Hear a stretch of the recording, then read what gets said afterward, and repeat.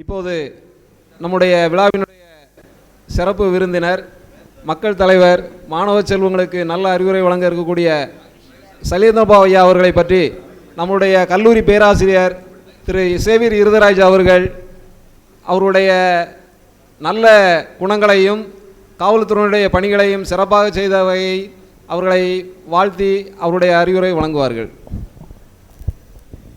தமிழக காவல்துறையின் வரலாற்றில் பொற்கோடாக பொறிக்கப்பட்ட பெயர் தான் நமது டாக்டர் ஸ்ரீ சைலேந்திரபாபு ஐபிஎஸ் அவர்கள். அவர் வெறும் காவல்துறை அதிகாரி அல்ல, கடமை, ஒழுக்கம், தன்னம்பிக்கை, உடல்நலம் மற்றும் மனிதநேயம் என்ற மதிப்புகளின் உயிரோட்டம். 1962ஆம் ஆண்டு ஜூன் 5ஆம் தேதி கன்னியாகுமரி மாவட்டத்தில் குளித்துறை என்ற சிறிய ஊரில் தான் பிறந்தாங்க சார். சிறு வயது முதலே கல்வியில் மேன்மையாக, உடற்பயிற்சியில் உற்சாகமாக, லட்சியத்தில் தெளிவு கொண்டவர்.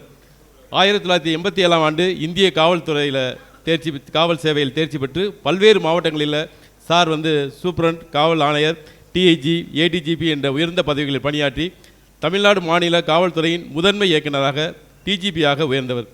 சார் பணியில் பிரத்யேகமாக நமது சட்டம் ஒழுங்கு பேணும் உறுதி, கடற்படை பாதுகாப்பு, சுற்றுச்சூழல் பாதுகாப்பு, உடல்நலம் மற்றும் விளையாட்டு ஊக்கம், கல்வி சிந்தனை மற்றும் புத்தக எழுத்து ஆகியவற்றில் பெரும் பங்களிப்பை செய்துள்ளார்.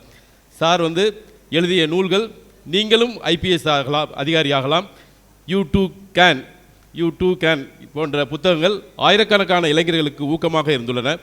அவர் ஒரு சிறந்த பேச்சாளர் மட்டுமல்ல, உடற்பயிற்சி வீரர், அறிவுரையாளர், மேலும் ஒரு மனிதநேய காவலர்.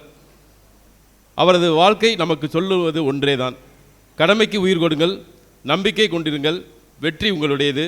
துணிவு, திறமை, நம்பிக்கை இவை சைலேந்திரபாபு சாரின் அடையாளங்கள்.